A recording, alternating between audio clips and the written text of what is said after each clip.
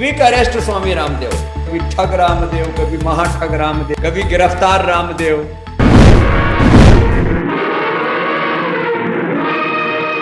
नमस्कार, मैं हूं प्रज्ञा मिश्रा और आप देख रहे हैं प्रज्ञा का पन्ना। बाबा कहते हैं कि किसी का बाप भी उनको गिरफ्तार नहीं कर सकता। अरेस्ट तो किसी वो जो है उनका बाप भी कोई नहीं कर सकता स्वामी रामदेव को। देश का मानना है कि बाबा एलोपैथ को चैलेंज करे, विदेशी प्रोडक्ट्स को चैलेंज करे, लेकिन बाबा को बाप को चैलेंज नहीं करना चाहिए। बाप को अगर बुरा लग गया तो बाबा का हाल कंगना के ट्विटर अकाउंट जैसा हो सकता है। भगवान बाबा का भला करे, ये समझ लीजिए कि बाबा महान है। इन्होंने योग को जन्म नहीं दिया है, लेकिन भारत में योग को बाबा का ही दत्तक पुत्र माना जाता है। बाबा बाबा हैं, डॉक्टर भी हैं, बिजनेसमैन भी हैं, विश्व गुरु कैंपेन के अघोषित ब्रांड एम्बेसडर भी हैं। बाबा बरगलाते भी हैं, कोरोनिल को कोरोना की दवाई बताते भी हैं। बाबा राजा जी के दोस्त हैं। आप बाबा को ऋषि बाबा भी कह सकते हैं, बाबा को बीजेपी वाले बाबा भी कह सकते हैं, क्योंकि बीजेपी और इनके लक्षण बिल्कुल सेम हैं। बीजेपी जब भाषणों में विदेशों से काला धन ला रही थी तो बाबा काले धन का सदुपयोग करना बता रहे थे। बीजेपी कांग्रेस की महंगाई पर जोर जोर से चिल्ला रही थी, बाबा महंगाई से परेशान लोगों को पेट्रोल 35 रुपए में करने का नुस्खा बता रहे थे। बाबा का आशीर्वाद बीजेपी के साथ हमेशा से रहा है। जहां जेल जाना सिम कार्ड खरीदने से ज्यादा आसान है, वहां बाबा जब सीना ठोक कर कहते हैं कि जेल तो किसी का बाप भी नहीं भेज सकता, तो इससे लगता है कि बाबा का सरकार में बैकअप प्लान बड़ा तगड़ा है। बाबा बाबा हैं, लेकिन मामूली नहीं है। ये बाबा कमंडल वाले बाबा नहीं है, ये कैलकुलेटर वाले बाबा हैं। आशीर्वाद भी फ्री में नहीं देते। बाबा का कारोबार बहुत तगड़ा चल रहा है। बाबा विदेशी प्रोडक्ट को गाली देते हैं। पतंजलि के अलावा बाबा के लिए सारे ब्रांड्स दो कौड़ी के हैं। बाबा ने कम पड़ती ऑक्सीजन का भी इलाज देश को बताया था, याद कीजिए।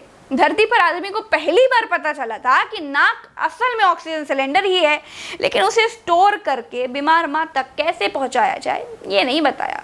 हीरोइन के मुंह में फूंक मारकर उसे होश में लाने वाला नुस्खा शायद बाबा को पसंद नहीं आया होगा, इसीलिए बात नाक वाले सिलेंडर पर ही रोक दी थी। उसके ट्रांसपोर्टेशन के बारे में बात ही नहीं करी। मरते ऐसे, अरे भगवान ने मुफ्त में ऑक्सीजन दे रखी है, ले ऑक्सीजन की कमी पड़ रही है, भगवान ने सारा ब्रह्मांड भर रखा है ऑक्सीजन से, ले तो ले बावड़े। बाहर सिलेंडर ढूंढ रहे हैं तो अपने भीतर 2 सिलेंडर लगा रखे, ये सिलेंडर है, भर सिलेंडर कम पड़ गए। बीजेपी की ही तरह बाबा जी की मार्केटिंग पॉलिसी की जड़ में भी राष्ट्रवाद है। स्वदेशी के नारे के नीचे बाबा स्वयंभू हो गए हैं। सरकार बाबा के आगे सिर झुकाती है और बाबा अपनी चलती दुकान के आगे। अस्पतालों में कोरोना काल में ड्यूटी करते हुए बहुत से डॉक्टरों की मौत हो गई। बाबा ने एलोपैथ के डॉक्टरों का मजाक उड़ाया। बेहद संवेदनहीनता से रामदेव ने एलोपैथ के डॉक्टरों का मजाक उड़ाया। कहा कि 1000 डॉक्टर कोरोना की डबल वैक्सीन लगवाकर मर गए। वो कैसे डॉक्टर हैं जो खुद को ही नहीं बचा पाए?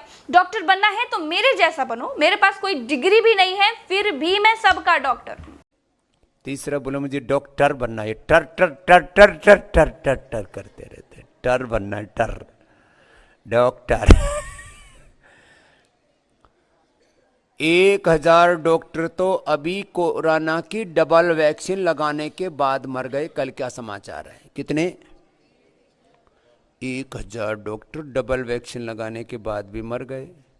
अपने आप को ही नहीं बचा पाई, वो कैसी डॉक्टरी? तो मैंने कहा डॉक्टर बनना है तो स्वामी रामदेव जैसा बन, जिसके पास में कोई डिग्री नहीं और सबका डॉक्टर है। Without any degree, with divinity, with dignity, I am a doctor. हाँ, सिर्फ इतना ही नहीं है, रामदेव ने एलोपैथ को स्टूपिड साइंस कहा। रामदेव ने कहा कि कोरोना में लोगों की मौतें एलोपैथ की दवा खाने से हुई। रामदेव पतंजलि की कोरोनिल दवाई को कोरोना की दवा घोषित करवाने के चक्कर में थे, लेकिन IMA यानी कि इंडियन मेडिकल एसोसिएशन ने बाबा की कोरोनिल को इम्यूनिटी बूस्टर माना। कोरोना की दवा मानने से सरासर इनकार कर दिया। एलोपैथी एक ऐसी स्टूपिड और दिवालिया साइंस है, लाखों लोगों की मौत एलोपैथी की दवा खाने से हुई है। बाबा चाहते थे कि उनके कोरोनिल को कोरोना की दवाई मान लिया जाए। सरकार की तरफ से स्वास्थ्य मंत्री हर्षवर्धन जी और परिवहन मंत्री गडकरी जी कोरोनिल की शीशी पकड़कर प्रोडक्ट सेलिंग वाले मॉडल की तरह खड़े हुए थे। बाबा को लगा था कि जब स्वास्थ्य मंत्री अपने मंच पर हैं तो कोरोनिल को देश स्वदेशी कोरोना की दवाई मान लेगा। देश तो मान लेता, देश को जो मानने को कहा जाएगा वो मान लेता ही है।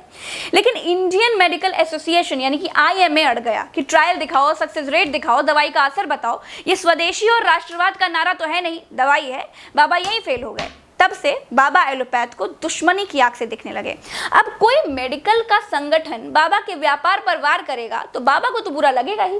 बाबा की कोरोनिल पास हो जाती तो लोग रेमडेसिविर और ऑक्सीजन की तरह कोरोनिल की कालाबाजारी कर रहे होते। सोचिए कितना बड़ा व्यापार का मौका IMA यानी एलोपैथ के डॉक्टरों की वजह से रामदेव के हाथ से चला गया।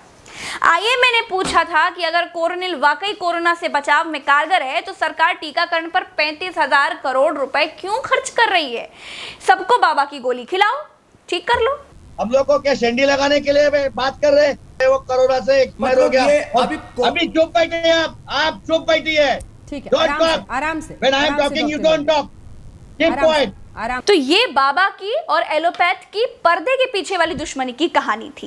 तब से बाबा जब जहां मौका मिलता है एलोपैथ की गर्दन मरोड़ देते हैं। इस बार अंग्रेजी दवाई यानी एलोपैथ का मजाक उड़ाने पर IMA के डॉक्टर लेले ने बाबा को बहुत धोया।